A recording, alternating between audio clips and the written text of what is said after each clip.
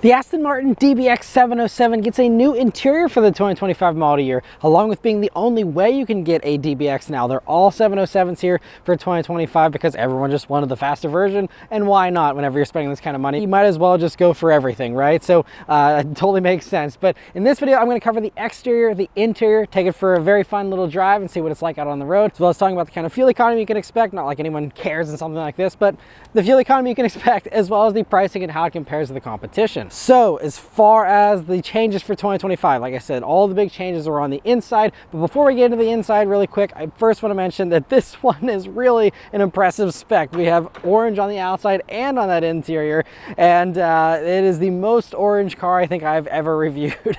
And so as far as the styling though, I always thought the DBX was a gorgeous looking vehicle, and even in orange here, it still looks fantastic. The 707 version pumped up the styling here a little bit a couple years ago when this first debuted, and continues to look really good here for 2025. I love all the intricate details you have in those headlights, the bold, iconic Aston Martin grille, and just, you know, all the other little accoutrements you have here for the 707 version to make it a little more higher performance with the look. The vented hood is beautiful, the vented fenders, it all just looks so good out back. I love how they incorporated that signature Aston Martin taillight design there into the rear tailgate, and how it really comes out a good bit, as does that rear diffuser with those very proudly displayed exhaust tips there. And this one also hilariously has the tow package, so it has a tow hitch there. These can tow almost 6,000 pounds, which is also pretty impressive. But you know, overall it's just a very cool looking thing. I love that roof spoiler, especially looking down at the vehicle. It really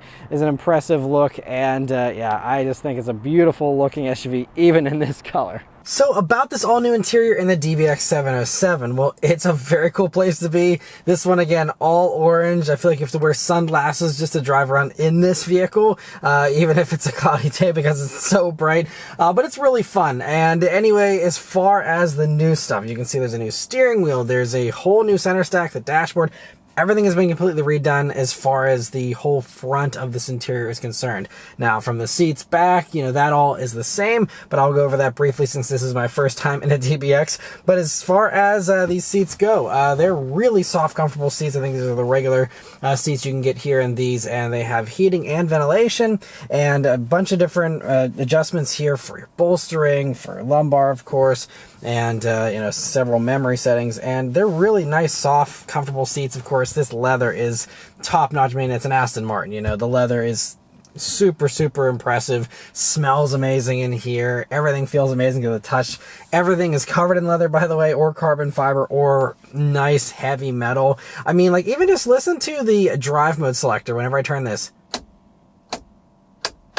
It's like impressive. I mean, it actually takes muscle to move it. If you didn't know that it was a gear selector, you might try and turn it and be like, oh, it doesn't turn, but it actually does. It's just that heavy. It's really cool.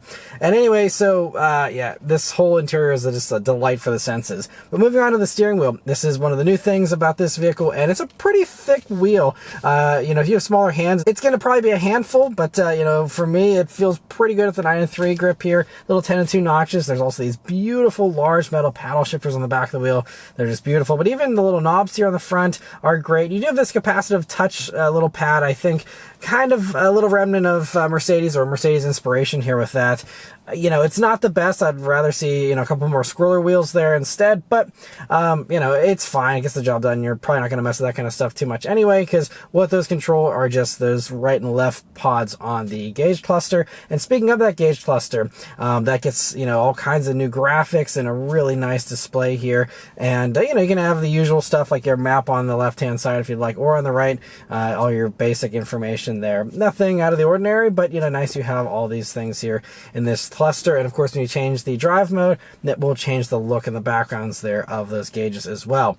Coming over to the center of the dashboard here, the other big news here is that you finally have a touchscreen of the DBX. For so long, they forced you to use the old Mercedes controller wheel and a reskinned version of Mercedes infotainment. Now that's all been thrown out completely. We have a normal touchscreen now, just like everyone's been wanting, and it's running Aston Martin's own software. Now, it is an Android-based kind of system, you can see, with having the things here on the left-hand side. It does have Apple CarPlay and Android Auto integration here, which is great. And, you know, everything works pretty well. There was a couple of times where I caught it off guard and it took a beat to load what I was asking for.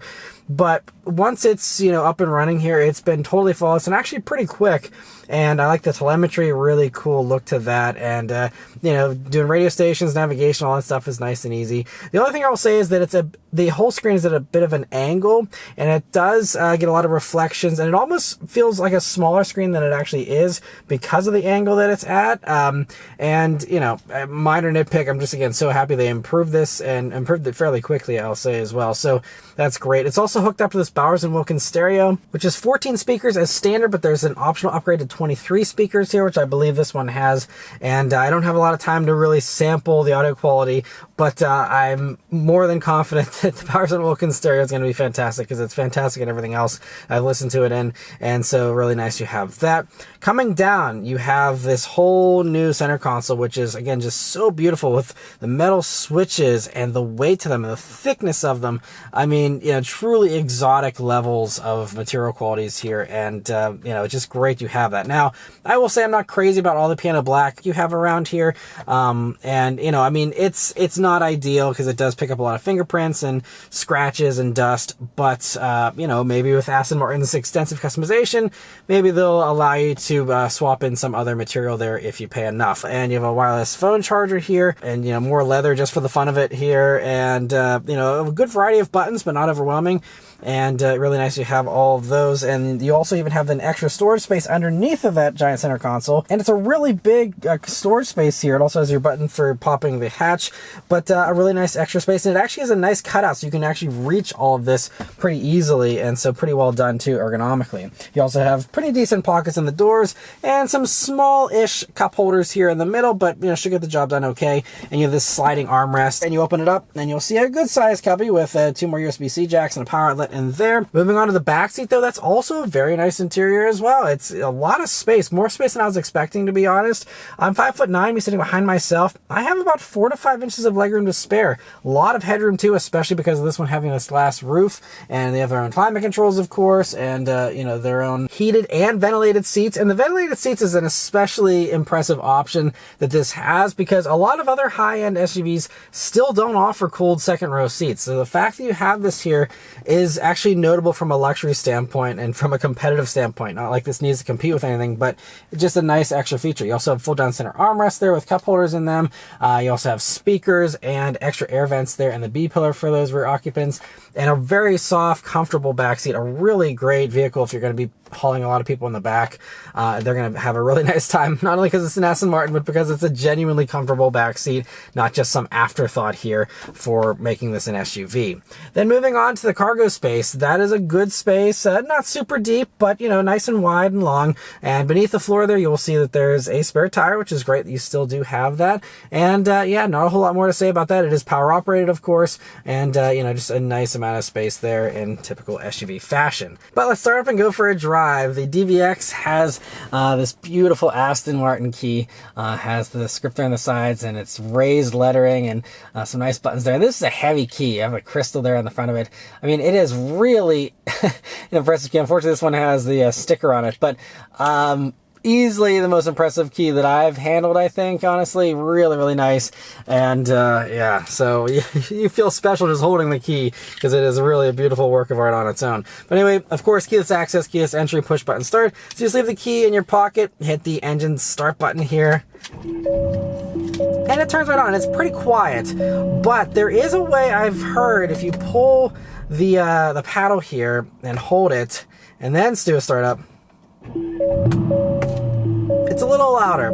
Not wildly so, but I think it's a little bit of extra oomph there compared to a regular startup, and so a nice cool little touch you can do that. Alright, so setting off here in the DBX707. So the first things you notice, well, you have a nice high seating position here, great visibility forward here. Alright, so I'm going to put it up into the Sport Plus mode and the manual mode, and we're going to go right for a little back road here.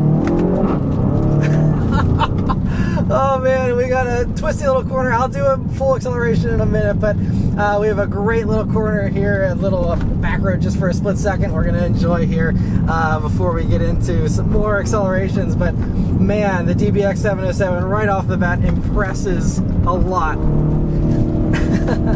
This This transmission is great. It's the AMG 9-speed wet clutch. Not the smoothest around town. I'll talk more about that in a second, but man, whenever you are, you know, driving in a spirited fashion, it is fantastic though. And this road is really bumpy, and this thing is still handling it just fine, even just in the Sport Plus suspension setting here. Alright, traction control intervening there, as this road is a tiny bit slick, and again, very bumpy, so not the easiest to put power down, but it does have this electronic limited slip differential to help put the power down, along with having, I believe, 265 wide front tires and 325 wide rear tires, and so that is a pretty impressive amount of kit there to help you to maximize your power deployment as best as you can. And man, oh man, this thing is impressive. And it sounds really good too. Even, you know, I'm going to try and take it easy here until we get to a more higher speed road. But they also said that they made the exhaust more aggressive at low RPMs. And so, yeah, you can hear it's got, it's got a nice sound to it. But let's turn down onto this back road and see how it accelerates. Here we go.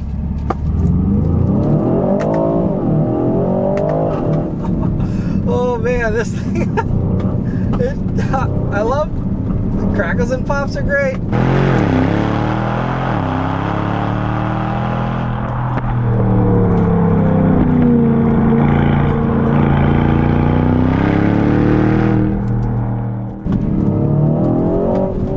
So we have a 4-liter twin-turbocharged AMG V8 engine with a hot V setup. The turbo's right in the middle of the V there.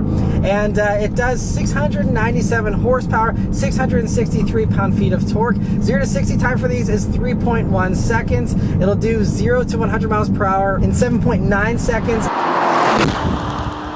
And go on to a 193 mile per hour top speed. I think it's about 11.5 second quarter mile time as well. And so, you know, plenty of power, plenty of acceleration, just an absolute blast. Again, I'm sure there's plenty of people that were happy with DBXs whenever they had, you know, 542 horsepower or so. But, you know, having bonkers amounts of power is always a good thing. I think the only thing that could make this vehicle sweeter is if they were able to find a way to put the twin-turbo V12 in it from the Vanquish and the other Astons that run it. And that would really, I think, be the crowning top achievement here for a DBX. But even without it, this is still a really sweet sounding motor. Plenty of power, obviously. I mean, we're talking again 3.1 seconds 0 to 60. Nothing to complain about whatsoever. But other things, so this road, you know, is a little bit on the rougher side and a little unpolished here, but this adaptive air suspension we have is fantastic. It has active anti-roll bars, 48 volt system working there to keep everything nice and flat. And they also retuned that for 2025 to give you better roll control, they say, in addition to also giving you lighter steering in GT mode, because I guess that's something people were complaining about a little bit.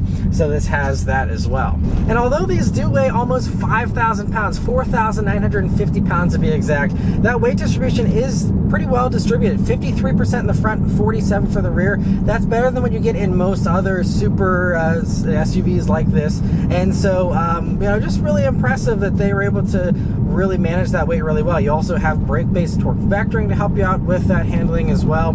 And so, I mean, it all makes for a very dynamic package. Now, I'm on, you know, unfamiliar roads here, don't have the most dynamic roads to sample this on, so I'm not going to be able to give you a great assessment of the handling. But then again, I haven't really driven any of the main competitors. I have driven, like, a, you know, BMW X5M competition, Audi RS Q8, things like that. And by the way, this vehicle is randomly dinging at me, and I'm not sure exactly why. So a little quirk, I suppose, of this Aston Martin in particular. But it's got all the hardware, though, to really, you know, make an impression here. They also, even for the 707 versions here, the track in the back is 0.6 inches wider as well. So, I mean, all these things, again, working together to make this as impressive as possible.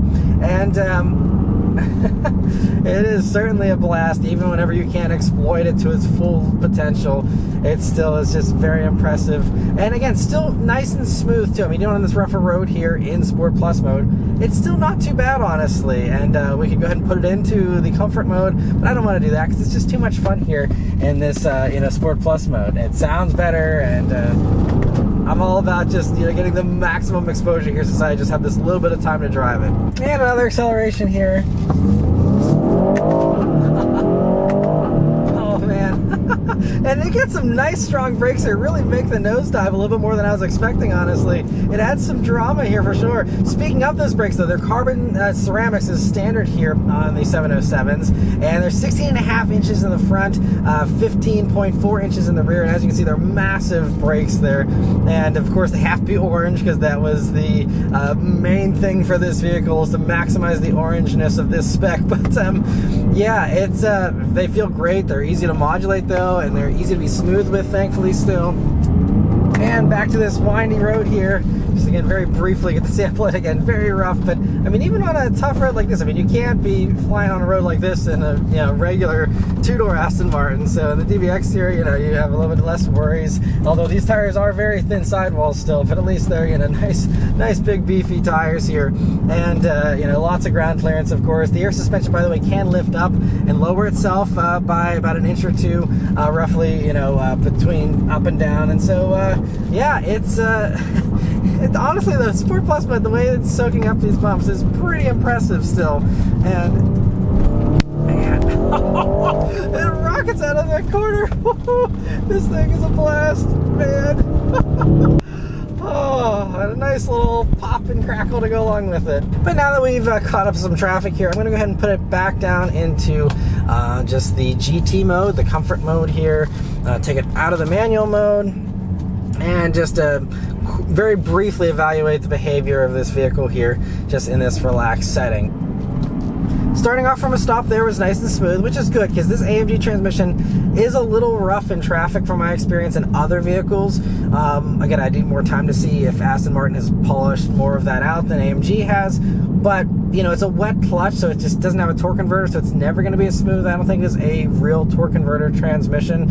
But you know, still is you know, a fine choice again for something as sporty as this is. I don't think it's, you know, quite as big of a deal, but if you want to have something that's very powerful and also a little bit more smooth, you know, you could have something like a Bentley Bentayga Speed, something like that, you know, has that actual torque converter, and will give you that, you know, around town smoothness. But it's really smooth. I mean, you can't even perceive the shifts in GT mode here, so it is very polished whenever you want it to be as well, which is impressive that it can do both acts pretty well and pretty convincingly there with the smoothness and with the aggression. And you know, yeah, steering is definitely lighter here in GT mode, and you know, even though this road is a little bumpy, you know, the suspension still soaks up the bumps pretty well. Now we are on 23-inch wheels, so you know, there's only so much soaking up you can do here.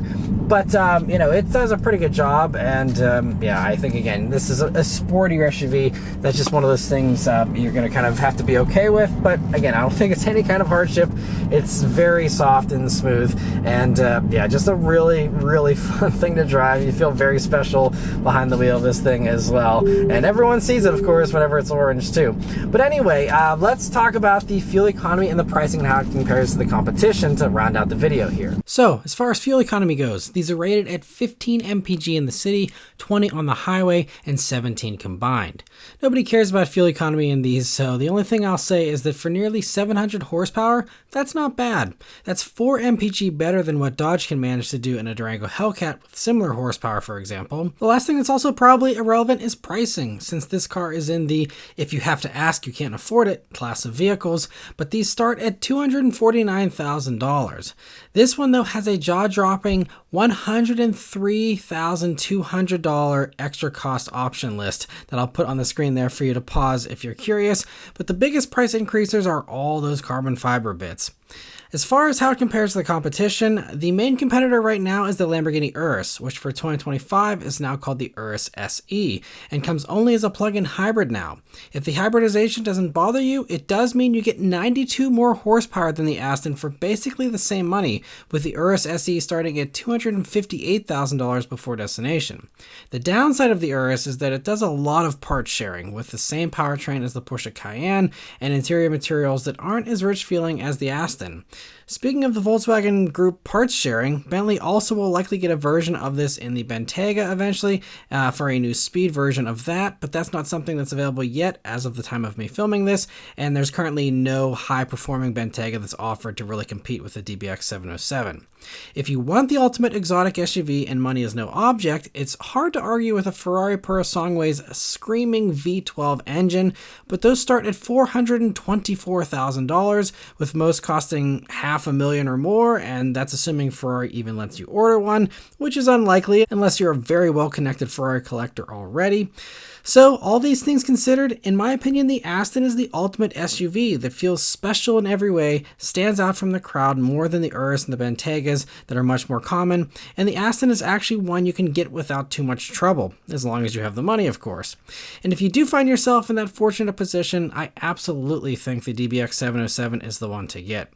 So those are all of my thoughts on the DBX707. Let me know your thoughts on it in the comments below. Huge thanks to Aston Martin for providing this vehicle to the Automotive Video Association for our fall 2024 drive event. Thank you all very much for watching, and we'll see you on the next one. Take care.